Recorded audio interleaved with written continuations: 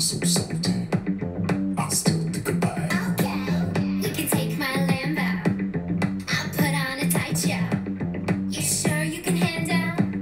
We be faster than Django. We'll take you on a ride. We're gonna go through the night. We're so salty. I still think about it. We can take my Lambo. I'll put on a tight show. You sure you can handle? We be faster than Django. 여러분 안녕하세요. 발칙한 뉴스 정혜림 아나운서입니다. 오늘은 정말 이 이야기를 안 하고 넘어갈 수는 없을 것 같습니다. 피해자만 무려 10명, 용의자는 3,000명에 달했던 사상 최악의 미제 사건으로 꼽히는 화성 연쇄 살인 사건의 유력한 용의자가 드디어 확보됐다고 합니다. 그 늦게나마 이렇게 용의자 추정이 가능했던 것이 경찰의 끈질긴 노력과 또 과학수사기법의 발달 덕분이었다고 하는데요. 아직 최종 결론을 내리기까지는 한 달여 시간이 걸린다고는 하지만 그간 고생하신 경찰분들 그리고 또 30여 년을 지옥 속에 사셨을 유족분들께 조금이나마 위안이 될 수 있을 듯합니다. 오늘 이 이야기로 먼저 시작해봅니다.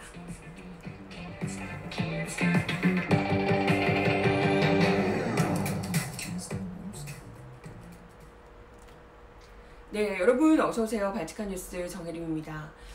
오늘은 참 이 뉴스를 모두가 다 관심 있게 지켜보지 않을 수가 없을 듯합니다. 사실은 어제 이 소식이 먼저 나왔는데 정말 한국 사람이라면 절대 모를 수가 없는 사상 최악의 미제 사건이고요. 경찰이 수치다 이런 이야기까지 나왔을 정도로 경찰들에게도 너무나도 굴욕을 안겼던 크나큰 굴욕을 안겼던 그런 사건입니다. 화성 연쇄 살인 사건 이후에 굉장히 우리 국민들에게도 큰 트라우마가 됐죠. 무려 10명의 피해자가 났지만 잡지 못했던 사건이라서 여러 가지 루머들이 많았어요. 이 사람이 나이가 어떻고 비 오는 날 빨간색 옷을 입으면 사라진다는 등 이런 얘기들이 많았고, 특히 이제 봉준호 감독이 살인의 추억이라는 영화로 이 내용을 다루면서 더더욱이 그 영화도 또 굉장히 좀 히트를 했잖아요. 그러다 보니까 워낙 우리 국민들에게는 뼈아픈 아픈 기억으로 남아있는, 트라우마로 남아있는 그런 사건이었습니다. 사실 그 영화에서는 정말 비 오는 날에 젊은 여성, 빨간 옷을 입은 젊은 여성만 타깃이 된 것처럼 나오지만 실제로는 맑은 날도 굉장히 많았다고 하고요. 피해를 입은 피해자들이 사망한 날짜가. 그리고 피해 여성도 어린 소녀부터 할머니까지 나이를 특정할 수 없을 정도로 굉장히 다양했던 것으로 알려지고 있습니다. 그리고 더 중요한 건 영화에서 보다도, 우리가 흔히 이렇게 얘기하는 것보다도 훨씬 더 잔혹한 수준이었다고 하죠. 점점 더 그것도 첫 번째 살인사건에서 후반으로 갈수록 점점 더 그 잔혹함이 더 심해졌더라라는 것을 우리가 이제 많이들 이미 영화에서도 그렇고 그것이 알고 싶다를 통해서도 그렇고 많이들 알고 있던 상황이었습니다. 근데 또 이게 1986년부터 5년 정도, 한 4년 7개월 정도 있었던 범죄인데요. 만약에 그때 지금 같은 이 과학수사 기법이 있었더라면 그렇게까지 못 잡진 않았을 텐데 이런 안타까움이 더 크더라고요. 그죠? 컸죠. 아마 그렇기 때문에 더더욱이 그때는 미제 사건이었지만 어떻게든 지금의 과학수사 기법으로 어떻게든 좀 피의자를 찾아보려고 경찰들이 굉장히 노력을 하셨지 않을까 이런 생각이 듭니다. 그때 당시에 경찰이 연인원 200만 명을 동원했던 사건이었다고 하는데요. 그리고 용의자 3,000명, 한 2만여 명을 조사를 했는데도 해결되지 못했던 사건이라서 아마 정말 특히나 그 영화에서 송강호 씨가 그랬듯이 정말 사건을 담당했던 경찰분들에게도 정말 엄청난 그 트라우마가 되지 않았을까 이런 생각을 하게 돼요. 그렇죠? 그래서 아마 그 경찰 안에서도 이건 정말 꼭 잡고 싶다 이런 마음들이 있었기 때문에 지금 30년이 지나고 나서도 30여 년이 흐른 상황에서도 불구하고 이런 지금 용의자를 어쨌건 특정하게 되는, 확인하게 되는 그런 이 성과를 낼 수 있지 않았을까, 이런 생각을 하게 됩니다. 일단은 기사 나와 있는 거 잠깐 보시면요. 경찰이 화성 사건 용의자 DNA 세 차례 사건서 검출. 용의자는 혐의를 전면 부인하고 있다. 이런 소식 기사로 일단 나와 있습니다. 지금 경찰에서 이 사건이 더 이상 벌어지지 않게 된 이후에도, 그리고 이제 뭐 공소시효까지 지난 이후에도 계속해서 관련 제보를 접수받고 보관된 증거들을 꾸준히 분석하는 등 수사를 계속 노력해 왔다고 합니다. 특히 경기 남부지방청의 미제 사건 수사팀이 이 사건을 굉장히 의욕 있게 이제 기록 검토를 다 하고 증거물 감정을 다시 다 이제 진행을 하고 뭐 이렇게 했었다고 해요. 이 과정에서 재감정을 의뢰한 증거물, 그 피해자들의 옷들이나 뭐 우산이며 뭐 이런 것들이 다 이제 남아 있었는데, 그것들을 다시 재감정을 하는 과정에서 그동안은 과학기술이 부족해서 나오지 않았던 그 DNA가 이번에 새롭게 검출됐다 그래요. 지금 10건의 사건이다 라고 얘기를 하지만 사실은 8차와 10차는 이게 동일한 범죄자가 아니고 8차와 10차는 모방범죄에 의한 피해다라고 이제 보고 있더라고요. 8차 피의자는 이미 잡혔고 10차는 잡히지 않았는데 10차는 또 다른 차수들과는 좀 다른 양상이다라고 이제 보고 있더라고요. 근데 그렇다면 나머지 8차, 10차를 제외하고서는 1, 2, 3, 4, 5, 6, 7 그리고 9차의 용의자가 한 사람인지, 한 사람일 걸로 지금 뭐 추정은 되는데, 그리고 그 사람이 이번에 지금 이 용의자가 된 사람하고 일치하는지가 이제 중요한 거잖아요. 근데 이번에 그 경찰에서 재감정을 의뢰한 증거물, 그러니까 피해자의 의복 중에서 9차 피해자의 옷에서 새로운 사람의 DNA가 발견이 됐던 겁니다. 이걸 보고 경찰에서 새로운 사람이 나오니까, 물론 이제 그 사람이 그 DNA가 무조건 피해자일 수는 없습니다. 지나가다가도 뭐 묻을 수 있고 하니까요. 근데 어쨌든 새로운 사람의 DNA가 묻어 나왔기 때문에, 그것도 뭐 속옷에서 묻어 났다고 하는데, 어쨌든 그렇기 때문에 다른 옷들에서도 이제 확인을 한 거죠. 다른 피해자들의 옷들에서도. 그렇게 하고 보니까 9차 사건 피해자 옷뿐만이 아니라 5차 사건, 7차 사건, 3차례의 사건 피해자에서 같은 사람의 DNA가 검출이 됐다는 거예요. 이건 사실 그 피해자들이 모두 뭐 같이 모여 사는 것도 아니고 아는 사람인 것도 아니고 그럴 텐데, 이 사람들에게 똑같은 사람의 이게 DNA가 묻어있을 가능성은 사실상 거의 희박하다고 봐야죠. 용의자가 아니고서는. 그렇기 때문에 이제 경찰에서 이 사람을 용의자로 특정을 했던 거고요. 정말 이건 이 DNA 확인 수사 기법이 발달한 게 정말 큰 몫을 하지 않았나, 이런 생각이 듭니다. 근데 뭐 아까도 이야기 드렸지만 아직 용의자가 1차 조사에서 부인을 하고 있다고 해요.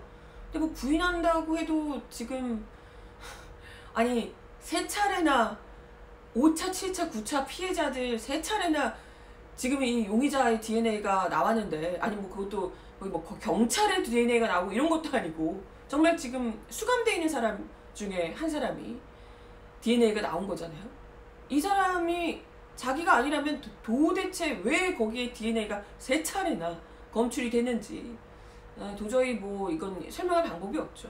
나머지 차수에서도 지금 이걸 확인을 하려고 한다고 하는데요. 대조를 하려고 한다고 하는데, 약 한 달 정도 더 조사를 벌인 뒤에 또 이제 용의자와 또 계속 이제 대화를 통해서 경찰에서 최종 결론을 내릴 예정이라고 합니다.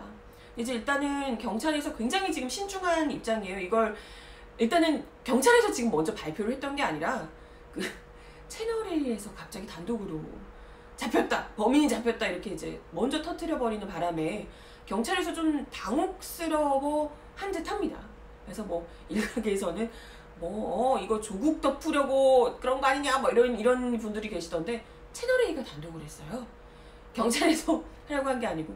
그래서 이제 뭐 너무나도 중요한, 또 국민들로부터 관심을 받고 있는, 지대하게 받고 있는 그런 사건이기 때문에 이게 기사가 나오자마자 이제 뭐 언론들이 다 난리가 난 거죠. 경찰에 막 다 문의하고 이러다 보니까 일단은 뭐 기자회견처럼 브리핑을 했는데 경찰에서는 굉장히 일단 신중하게, 왜냐면 아직 최종적으로 확인이 되지 않았고 3건에서 DNA가 검출이 되긴 했지만 그게 이제 모든 나머지 차수까지 다 통틀어서 용의자다라고 할 수 있는지도 아직 확인이 되지 않았고, 그리고 이게 진짜 이 사람이 용의자가 맞는지도 아직 확인되지 않은 상황이기 때문에 경찰에서는 굉장히 지금 신중한 입장을 보이고 있더라고요. 그래서 웬만한 질문에는 기자들한테 답변을 다 안 해주는 통에 기자들이 막 이렇게 아니 이럴 건 브리핑을 왜 하냐 막 이런 이제 약간 볼멘 소리도 나왔었다고 하는데, 아니 근데 사실 이게 경찰에서 미리 알려준 게 아니고 우리가 지금 잡았어요 짠짠 하고 이렇게 한 게 아니라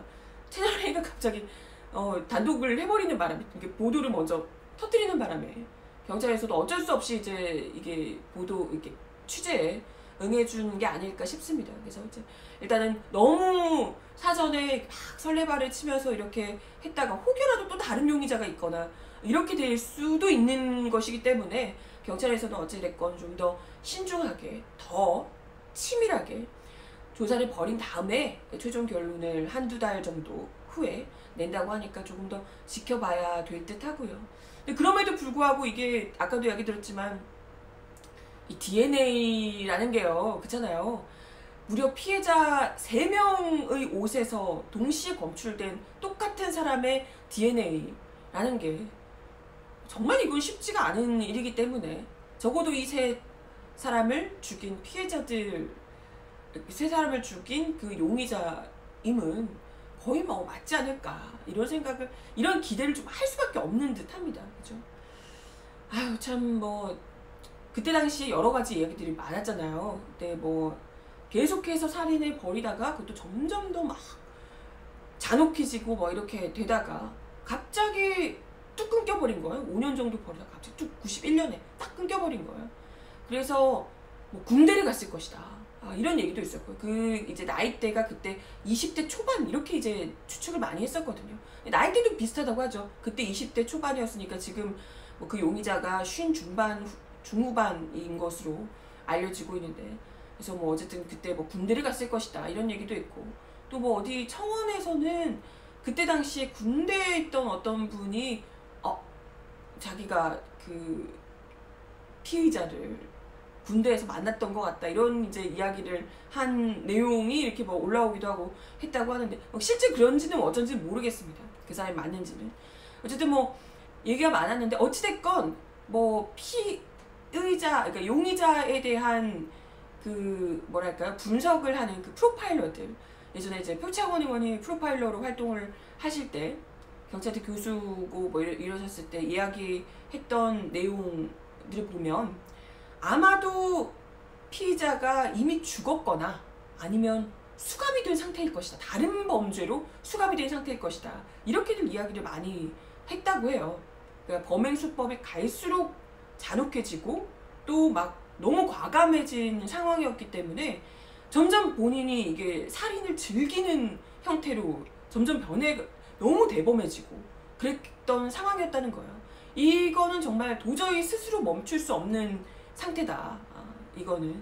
그래서 외부적으로 아예 정말 뭐 군대를 갔다거나 정말 죽었거나 아니면 이제 뭐 수감이 됐다거나 이런 일들이 아니면 정말 멈추기가 쉽지 않았을 것이다. 이런 이제 그 분석들이 나왔었는데, 만약에 실제로 정말 지금 그 교도소에 수감되어 있는 용의자가 맞다면 그런 분석들이 정확히 일치한다고 할 수 있겠죠. 일단은 뭐 지금 용의자로 특정되고 있는 A씨 같은 경우에 56인가 지금 현재 그렇다고 하고요. 처제를 강간 살해한 혐의로 1995년에 일씨도 좀 비슷하죠. 91년 이후에 94년, 95년 이게 사건이 벌어진 건 94년이라고 하는데요. 95년에 무기징역을 확정받아서 현재 교도소에 수감된 상황이라고 합니다. 그때 당시에는 이 화성하고 좀 청주 지역에서 발생한 사건이라서 굉장히 좀 거리가 많이 떨어져 있는 터라 화성 사건과 연관이 있다고는 그때 생각을 미처 못했었다고 합니다. 아무래도 그때는 또 이제 지역 경찰서들 별로 이렇게 좀 철저하게 나눠져 있고 이랬기 때문에 더 그렇지 않았을까 싶은데, 근데 그때 그 담당 형사에 따르면 그 처제 살인 사건도 굉장히 잔혹하게 살해가 됐었다고 해요. 그러니까 와이프가, 이 사람이 이제 결혼을 했는데 용의자가 와이프가 가출을 하자 그걸 이제 앙심을 품고 처제에게 수면제를 먹여서 성폭행을 하고 그 다음에 살해를 했다고 합니다. 살해를 하고 유기하는 방법도 굉장히 막 목을 졸라서 일단 살해를 하고 뭐 이렇게 유기하는 방법도 굉장히 이제 치밀하게 이렇게 했다고 하는데, 어찌됐건 그때도 어렵사리 또 이제 경찰분들께서 그때 굉장히 이제 고생을 하셔서 뭐 그 용의자가 피가 묻은 것을 이렇게 씻는 과정에서 DNA가 검출이 돼서 그때 거의 그 시기에는 최초로 DNA를 가지고 그 아주 열악하던 시절에 범죄자를 잡은 그런 사건으로 기록돼 있다고 합니다. 어쨌든 그 사건 역시도 정확하다고는 할 수는 없지만 어쨌건 그 화성 연쇄살인 사건의 피의자와 마찬가지로 굉장히 잔혹하게, 범행 수법이 거의 뭐 굉장히 잔혹하고 이런 것이 상당히 흡사하다라고 이제 볼 수 있다고 하고요. 어찌됐건 그런 사람이 만약에 지금까지도 체포되지 않은 상황으로 있었더라면 어쩌면 몰랐을 수도 있었을 텐데, 지금 어찌됐건 지금 무려 무기징역으로 확정을 받아서, 그것도 강간 살해, 이거 굉장히 또 흡사한 범죄잖아요. 같은 형의 범죄잖아요. 지금 수감돼 있는 상태라서 다행히도 지금 이 DNA가 제대로 이제 확보가 된 상황이라고 하네요. 근데 또 웃긴 게 이 사람이 교도소에서는 또 굉장히 차분하고 조용한 성격이라고 합니다. 참 일급 모범수래요. 연쇄 살인범들이 주로 약간 그러지 않았나 싶기도 하고, 어머 저 사람이 설마 그랬을 줄이야 하고 놀랄 정도로, 이번에도 이 사람이 화성 용의자다라고 특정이 되니까 그 교도소 안에서도 깜짝 놀랐다고 합니다. 아, 저 사람 저렇게 조용한 사람이? 하면서.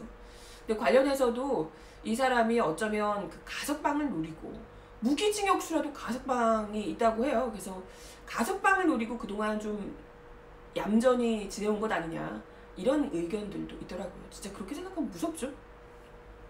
아무튼 여러 프로파일러들이 그동안 추정해왔던 용의자의 나이나 성격 그리고 뭐 시기 이런 것들이 거의 뭐 일치하는 상황이고, DNA도 세 곳과 또 일치를 한다고 하고, 그러니까 최종 결론은 아직 내리기 전이지만 그래도 이번만큼은 좀 빠져나가기 쉽지 않지 않을까.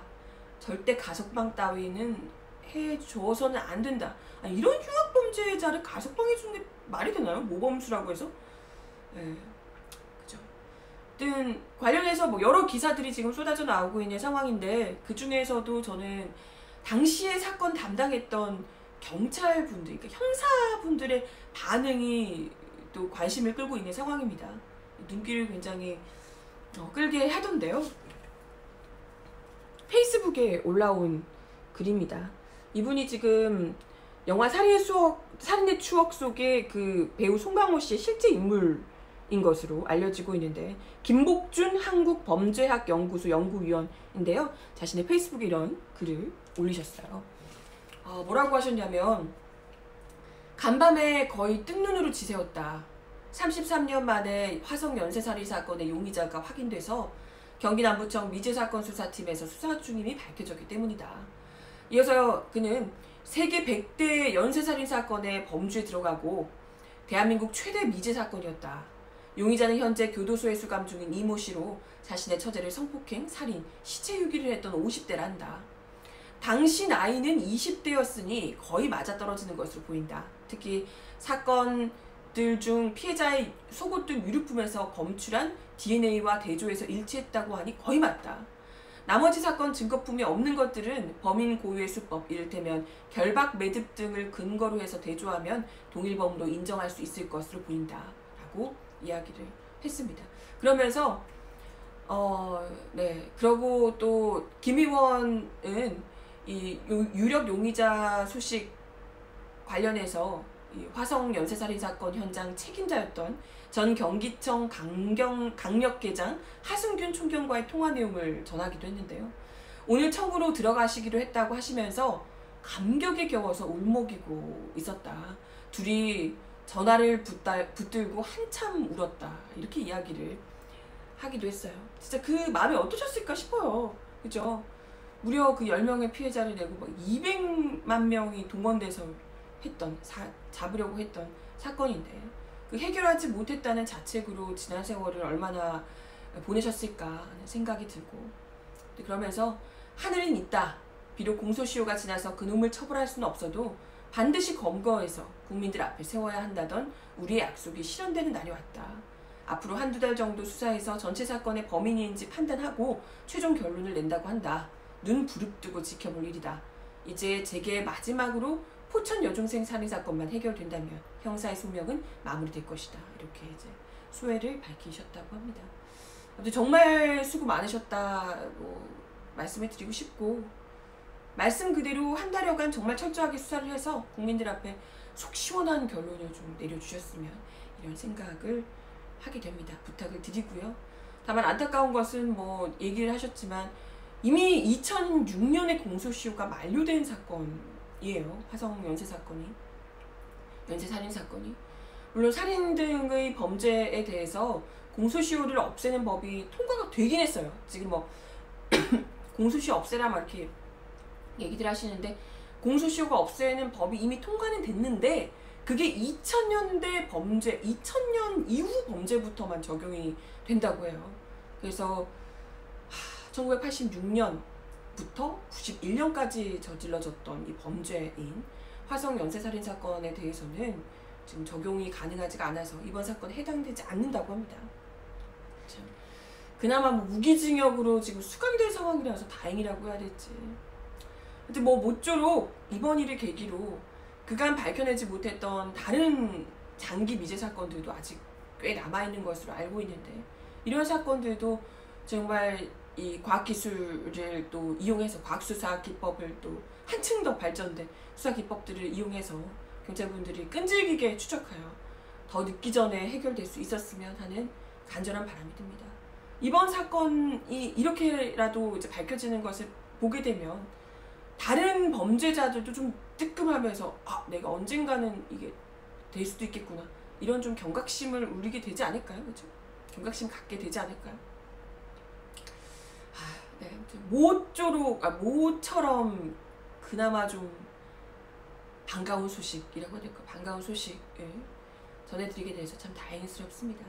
그리고 첫 번째 소식으로 화성 연쇄살인 사건의 용의자가 확인됐다라는 첫 번째 소식 전해드려봤습니다. 그 다음에 다른 소식이 하나 더 있는데요.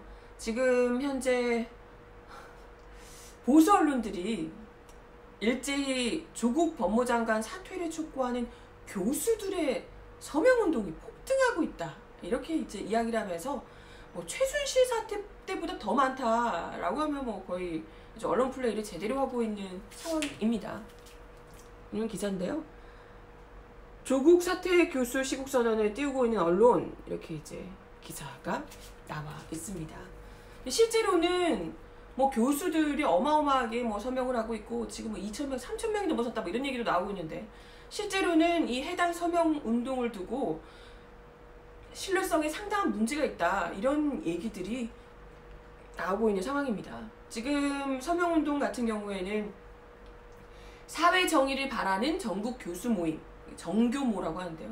사회 정의를 바라는 전국 교수 모임이 지난 13일부터 온라인에서 진행하고 있는 서명운동인데요. 근데 문제는 익명으로 받고 있고요. 실명 참여자가 일부가 있는데 실명 참여자 그 대다수가 굉장히 좀 거의 극우 수준에 가까운 보수 성향이 매우 뚜렷한 교수들인 것으로 나타났습니다. 이번 사건이 아니더라도 이전부터도 그냥 뭐 조국 장관을, 문재인 정부를 그냥 계속해서 싫어해왔을 가능성이 굉장히 높은 이런 분들이라는 거죠. 그럼에도 불구하고 조중동 등 일부 언론들이 이런 의구심에 전혀 뭐 반응하지 않은 채 아예 눈을 싹 감은 채 2016년 박근혜 하야를 촉구했던 교수 시국선언에 뭐 2,234명이 동참했는데 교수들이 그때보다도 지금 더 많다. 지금 뭐 3,000명이 넘어섰다. 뭐 이러면서 최순실 사태보다도 더 지금 교수들이 분노하고 있다라고 하며 조국 사퇴 시국선언의 의미를 부여하고 있는 상황입니다. 근데 만약에 이게 사실이면 최순실 국정농단 이것보다도 지금 조국 법무장관이 더 문제다라고 생각한다면 그 교수들은 정말 판단 능력에 장애가 있으신 것 아닌가? 이런 생각이 드는데 팩트체크 전문 미디어인 뉴스톱에서 어제 18일 보도를 통해서요. 조국 사퇴 시국선언에 대한 대표자로 이름을 올린 47명 중에 무려 34명이 극우적인 정치 종교적 성향을 띤 반동성애 기독시민연대에서 또 4명은 뉴라이트에서 활동한 이력이 있다라고 꼽았습니다. 47명 중에 37명이 그렇다는 얘기예요. 극우적인 성향이 띠고 있다는 거죠. 일부는 과거 동성애에 대한 강한 반대 의사를 표했고 촛불 집회를 두고 북한을 두둔하는 조직에 의해서 선도됐다. 이런 주장을 펼치던 인사도 이번 시국선언의 주축으로 참여했다고 합니다. 아, 그런 분이 네, 조국 사퇴 시국선언을 지금 하고 있더라.